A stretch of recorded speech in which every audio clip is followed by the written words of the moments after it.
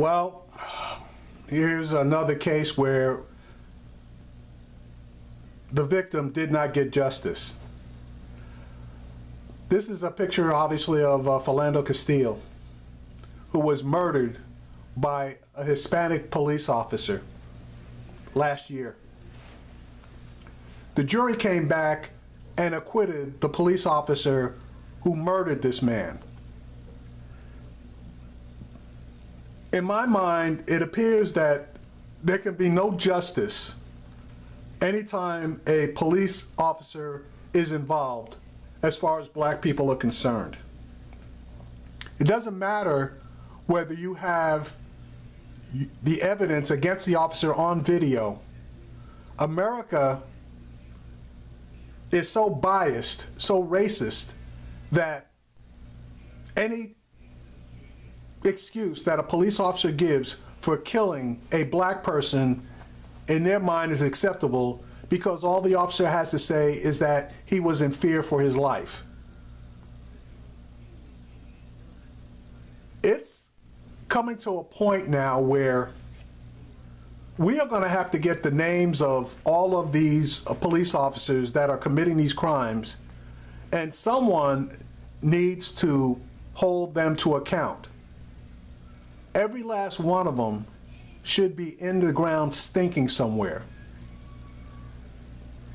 And all of the juries, in my opinion, especially the black jurists that have gone along with this bullshit, they need to be laying right there next to them.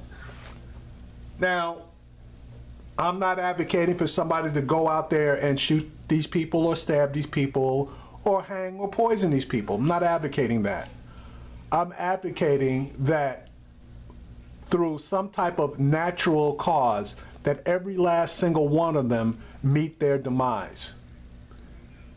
Now, that's just my opinion, but I know that that opinion is shared by a lot of people. I saw quite a few videos on this particular situation, and people got very, very emotional. One particular content provider damn near sounded like he was in tears. Folks, it's time for us to basically take our fate in our own hands.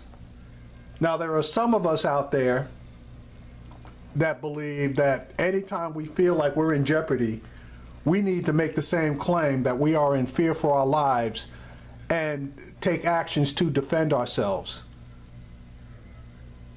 And I believe that if the police can use that excuse to murder us, that we need to be able to use the same reasoning in order to defend ourselves.